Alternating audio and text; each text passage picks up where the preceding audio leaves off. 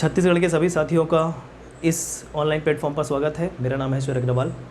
आज से हम एक नई वीडियो सीरीज़ की शुरुआत कर रहे हैं जिसके अंतर्गत हम छत्तीसगढ़ इकोनॉमिक सर्वे की बात करने वाले हैं। चाहे आप ACF की तैयारी कर रहे हो या आगामी CGPSC की परीक्षा की तैयारी कर रहे हो, दोनों में यह बहुत ही ज़्यादा महत्वपूर्ण है छत्तीसगढ़ का आर्थिक सर्वेक्षण 2019-20। ठीक है, तो चलिए शुरुआत करते हैं। छत्तीसगढ़ का आर्थिक सर्वेक्षण आपको कौन से वर्ष का आंकड़ा याद करना है, तो ध्यान रखिएगा, आपको 2019-20 का आंकड़ा याद करना है। इकोनॉमिक सर्वे में ज़्यादातर आंकड़े आधारित प्रश्न पूछे जाते हैं, आंकड़े आधारित प्रश्न होते हैं।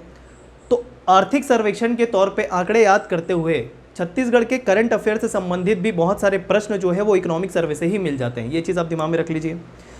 तो इस प्रकार से हम ये वीडियो सीरीज़ चला के आपका पूरा आर्थिक सर्वेक्षण की एक नोट्स तैयार करवा देंगे, जिससे आपको एग्ज़ाम टाइम में उसको छांट कर टाइम वेस्ट करने की आवश्यकता बिल्कुल नहीं पड़ेगी।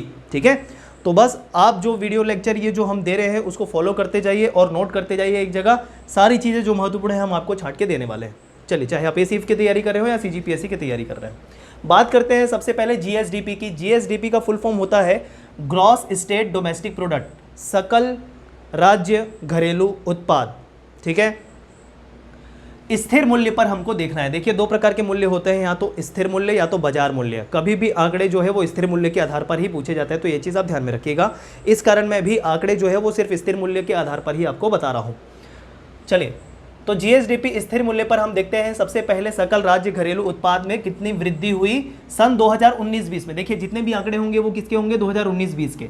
तो ये भी आंकड़ा जो है वो किसका है, 2019-20 का।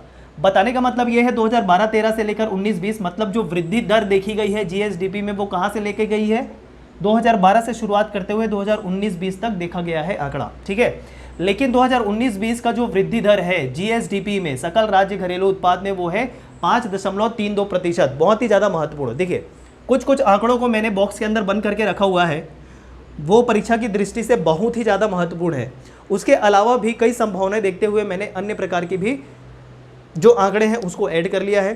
ठीक, लेकिन जिसको बॉक्स में बंद किया वो अति महत्वपूर्ण है, जो प्रश्न में आपको देखने को ही मिलेंगे परीक्षा में, इतना तय है। वृद्धि दर याद कीजिए तुरंत 5.32%। ठीक, 2019-20 में वृद्धि दर है GSDP में। औसत वृद्धि 2012-13 से लेकर 2019-20 के मध्य औसत वृद्धि, मतलब यहाँ से लेकर इस सन तक जो औसत वृद्धि हुई है किसमें, GSDP में, वो है 5.58%। 5.58%। अब देखिए, इसको बॉक्स में बंद नहीं किया, इसको किया है, लेकिन ये ज़्यादा महत्वपूर्ण है। इस कारण ये ज़्यादा महत्वपूर्ण है, वृद्धि दर 2019-20 का। लेकिन औसत वृद्धि आप चाहे तो कर सकते हैं, प्रश्न बहुत ही कम पूछा है औसत वृद्धि से, लेकिन फिर भी एक सिक्योरिटी लेते हुए प्रश्न कुछ भी आ सकता है, इस वजह से मैंने इसको ऐड कर दिया है। तो पहले जो बॉक्स में बंद है वो डेटा को आप अच्छे से याद करें, तत्पश्चात अपनी अपनी कैपेसिटी के हिसाब से आप अतिरिक्त आंकड़े भी याद कर सकते हैं। तो औसत वृद्धि 5.58% है GSDP की स्थिर मूल्य पर। जितने भी आंकड़े होंगे स्थिर मूल्य पर होंगे। ठीक है, तो 2012-13 से लेकर 19-20 तक 5.58% औसत वृद्धि दर्ज की गई है सकल राज्य घरेलू उत्पाद में। ये हो गया GSDP, सकल राज्य घरेलू उत्पाद। अब GSDP में 3 मुख्य रूप से क्षेत्र जो है उनकी भागीदारी मानी जाती है। पहला है कृषि और संबद्ध क्षेत्र, दूसरा है उद्योग क्षेत्र और तीसरा है सेवा क्षेत्र। तो GSDP से रिलेटेड इन 3 क्षेत्र का भी हमको ज्ञान होना चाहिए। चलिए बात करते हैं। सबसे पहले क्षेत्र की बात करें जिसका GSDP में योगदान होता है, वो है कृषि एवं संबद्ध क्षेत्र, प्राथमिक क्षेत्र बोल सकते हैं। तो कृषि एवं संबद्ध क्षेत्र के अंतर्गत कृषि तो आएंगे, उसके अंतर्गत वानिकी भी होगा, पशुपालन भी होगा, मत्स्य पालन भी होगा। यह सारे जो है कृषि एवं संबद्ध क्षेत्र के अंतर्गत आते हैं। ये चीज़ दिमाग में बैठा लीजिए। ठीक है, अब देखिए, प्राथमिक क्षेत्र, द्वितीयक क्षेत्र, तृतीयक क्षेत्र थोड़ा सा अलग होता है। किनसे? कृषि, उद्योग और सेवा से। क्या अंतर होता है मैं आपको अगले वीडियो में बताऊंगा। प्राथमिक क्षेत्र के तौर पे बोले जाए तो उसमें डेफिनेटली कृषि और संबद्ध क्षेत्र ही आएंगे, लेकिन कुछ डिफरेंस हो सकता है किसमें, उद्योग क्षेत्र में अंतर्गत, उद्योग क्षेत्र के अंतर्गत। ठीक है, तो एक बहुत ही छोटा सा डिफरेंस होगा प्राथमिक, द्वितीयक, तृतीयक क्षेत्र में। किससे? कृषि, उद्योग और सेवा क्षेत्र से, जो मैं आपको अगले वीडियो में बता दूंगा। फिलहाल आपको आंकड़े याद करने हैं इन 3 क्षेत्र से संबंधित। कृषि एवं संबद्ध क्षेत्र, स्थिर मूल्य पर आंकड़े देखने वाले हैं। तो वृद्धि दर जो है कृषि में 2019-20 का, देखा आंकड़े 2019-20 का है, लेकिन लिया कहाँ से कहाँ तक गया वृद्धि, 2014-15 से लेकर 2019-20 तक वृद्धि दर जो दर है वो दर्ज की गई है। यह जो आंकड़ा है वो फिर से मैं क्या बोल रहा हूँ 2019-20 का है, ठीक है। तो 2019-20 में कृषि एवं संबद्ध क्षेत्र में वृद्धि दर देखी गई है 3.31%, बहुत ही ज़्यादा महत्वपूर्ण, याद होना ही चाहिए 3.31%। आगे बढ़े, कृषि क्षेत्र में औसत वृद्धि 2012-13 से, देखिए जब औसत हम देख रहे हैं तो कहाँ से चालू हो रहा है, 2012-13 से 2019-20, इतने साल का हम वृद्धि दर को क्या कर रहे हैं, उसका औसत निकाल रहे हैं। तो जब कभी भी औसत होगा 2012-13 से 19-20 देखा जाएगा, और जब कभी वृद्धि दर लिया जा रहा है तो वो 2014-15 से लेकर 2019-20 तक लिया जा रहा है। 3.31% 2019-20 में कृषि में वृद्धि दर, औसत वृद्धि कृषि की होगी 4.9%, लगभग 5% के तौर पे आप याद कर सकते हैं 2012-13 से लेकर 2019-20 तक। अब यहाँ पर एक चीज़ महत्वपूर्ण है क्या, कि सबसे अधिक वृद्धि कौन से साल हुई और सबसे कम वृद्धि या ऋणात्मक वृद्धि कौन से साल रही, इससे प्रश्न बन सकते हैं। तो ये भी महत्वपूर्ण होगा, लेकिन महत्वपूर्ण किससे हो सकता है कि सबसे अधिक कौन से वर्ष है, वर्ष याद रखें, आंकड़े याद करना उतनी आवश्यक नहीं है, ठीक है। हाँ, अगर ऋणात्मक है किसी साल में वृद्धि दर तो उसको आपको ध्यान में रखना है। चलिए देखते हैं, पहले सबसे अधिक वृद्धि कृषि क्षेत्र में 2016-17 में हुई है, लगभग 21.28%, ठीक है। तो 2016-17 आप याद रखें, सबसे अधिक वृद्धि कृषि क्षेत्र में हुई है इस साल 21.28%। सबसे कम वृद्धि दर कृषि के अंतर्गत हुई है 2017-18 में, जस्ट अगले साल, और ऋणात्मक में चले गई। तो ऋणात्मक में चलते हुए कितना, ऋण 9.51%, -9.51%, ठीक है। तो सबसे कम 2017-18 और उसके एक साल पहले सबसे अधिक थी, इस तौर पे याद कर सकते हैं आप। 16-17 में सबसे अधिक, जस्ट अगले साल सबसे कम हो गया और ऋणात्मक में चला गया, ठीक है। अब देखिए मैं अलग से लिख रहा हूं कि कौन कौन से साल ऋणात्मक वृद्धि दर रही है किसी भी क्षेत्र की, महत्वपूर्ण प्रश्न बन सकता है, जैसा कि मैंने आपसे कहा था। तो कृषि एवं संबद्ध क्षेत्र में ऋणात्मक वृद्धि दर जो है वो 2015-16 में और 2017-18 में, चूंकि हमने यहां पर देख रखा है एक ऋणात्मक वृद्धि दर, ठीक है, तो ये तो हमको पता ही है। उसके अलावा एक और साल कृषि में वृद्धि दर जो थी वो ऋणात्मक थी, और वो कौन सा साल था, 2015-16। तो 2015-16 और 2017-18 ऋणात्मक वृद्धि दर थी कृषि संबंधित क्षेत्र में।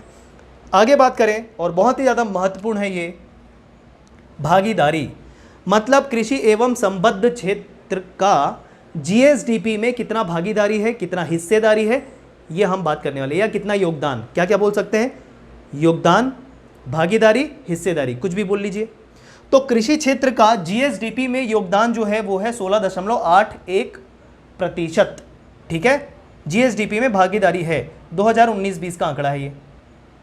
2019-20 में भागीदारी जीएसडीपी में कृषि क्षेत्र की 16.81%, और ये जो मैंने चिन्ह बनाया है डाउन का, मतलब 2011-12 से देखें तो निरंतर कृषि क्षेत्र में भागीदारी जो है जीएसडीपी में वो कमी होती गई है, ठीक है।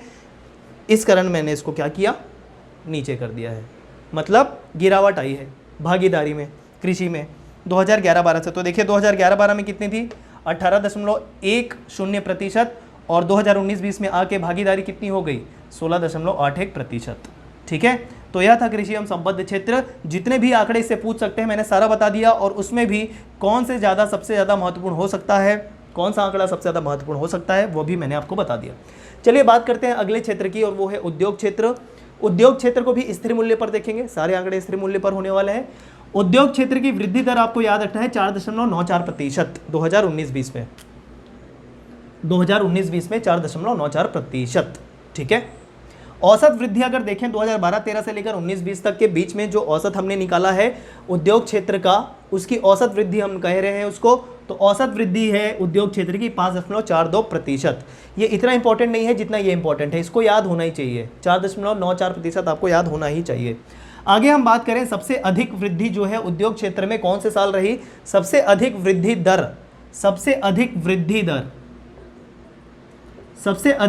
दर 2017-18 में देखने को मिला था। तो कैसे याद रख सकते हैं जिस वर्ष कृषि में सबसे कमी पाई गई थी 17-18 में, उस वर्ष उद्योग क्षेत्र में सबसे अधिक वृद्धि हुई थी।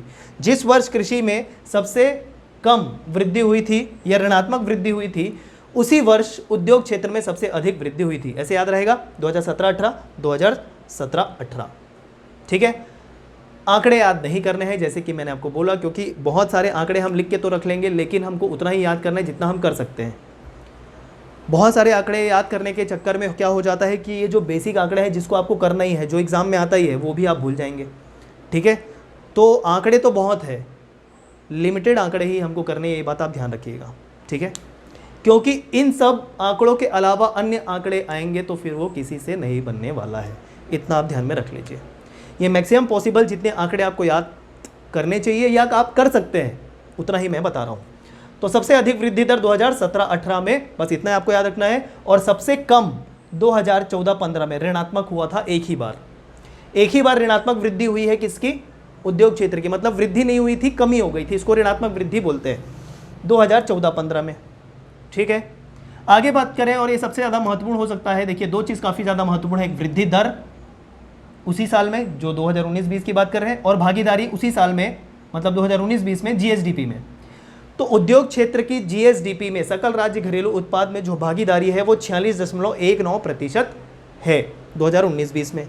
याद करेंगे, बहुत ज़्यादा महत्वपूर्ण है।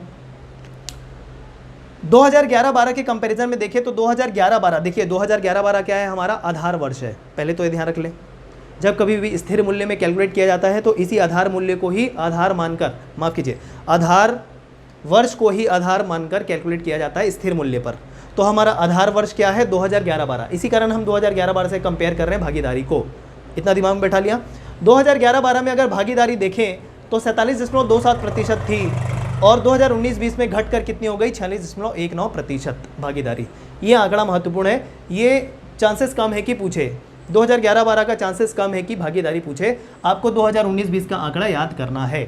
तो यह हो गया उद्योग क्षेत्र से संबंधित सारी बातें। वृद्धि दर या भागीदारी ऋणात्मक कब रही, सबसे अधिक कब रही। ठीक है, अगला और आखिरी हम क्षेत्र बात कर लेंगे, सेवा क्षेत्र। स्थिर भाव पर हम देखेंगे 2019-20 के आंकड़े। 2019-20 में वृद्धि दर जो सेवा क्षेत्र की थी वो थी 6.62%, सबसे अधिक। तीनों क्षेत्रों में सबसे अधिक वृद्धि दर सेवा क्षेत्र की है। देख लीजिए, यहाँ पर 3.31, वहाँ पर 4.94 और ये 6.62। तो इस प्रकार के भी प्रश्न बन सकते हैं कि सबसे अधिक वृद्धि दर किस क्षेत्र में है? सेवा क्षेत्र में है, 6.62%। कौन सा आंकड़ा है? 2019-20 का आंकड़ा है ये, वर्तमान साल का। ठीक है, वर्तमान वर्ष का। औसत वृद्धि के तौर पे बात करें तो 6.52%, मतलब इसमें 0.10% कम कर देना है तो ये मिल जाएगा आपको औसत वृद्धि 2012-13 से 19-20 तक। और सबसे अधिक वृद्धि दर जो है कब याद करना है? 2017-18 में, मतलब 2017-18 में सबसे अधिक वृद्धि हुई थी किसकी? सेवा क्षेत्र की, मतलब जो उद्योग क्षेत्र की हुई थी जिस वर्ष, उसी वर्ष सबसे अधिक वृद्धि सेवा क्षेत्र की भी हुई थी। ऋणात्मक कभी नहीं गई। ध्यान देने योग्य बात यह है कि सेवा क्षेत्र में वृद्धि दर कभी भी ऋणात्मक नहीं रही है। ठीक है, भागीदारी देखें, जो सबसे ज़्यादा महत्वपूर्ण प्रश्न बन सकता है वो है 2019-20 का। तो सेवा क्षेत्र का जीएसडीपी में भागीदारी जो है वो होगा 37.00%। और जब 2011-12 से कंपेयर करके देखें तो निरंतर इसमें वृद्धि पाई गई है, सेवा क्षेत्र में निरंतर वृद्धि पाई गई है 2011-12 से भागीदारी में, जीएसडीपी में। ठीक है, जीएसडीपी में हिस्सेदारी 2019-20 कितना? 37.00%। ठीक है, और 2011-12 की बात करें तो सेवा क्षेत्र की जो भागीदारी थी जीएसडीपी में 2011-12 में वो थी 34.63%। ठीक है, तो इतने आंकड़े आपको याद करने हैं इस टॉपिक से रिलेटेड। ये पहला लेक्चर था, चाहे एसीएफ की तैयारी करें, सीजीपीएससी की तैयारी करें, बहुत ही महत्वपूर्ण है। जितने भी आंकड़े जो है वो छाट के जो काम करना है हमको, उसमें आपको टाइम वेस्ट करने की बिल्कुल आवश्यकता नहीं है। ये सब हम आपको करके देने वाले हैं। आपको बस इतना करना है, इसको लेक्चर के दौरान याद करते चलना है और फिर उसे एक कोरे पेज में या अपने कॉपी में नोट करके जाते, नोट्स बनाते चलना है। एग्जाम टाइम में पूरा इकोनॉमिक सर्वे पढ़ने का जो बुक खोल के बैठेंगे तो उसमें टाइम नहीं होता है।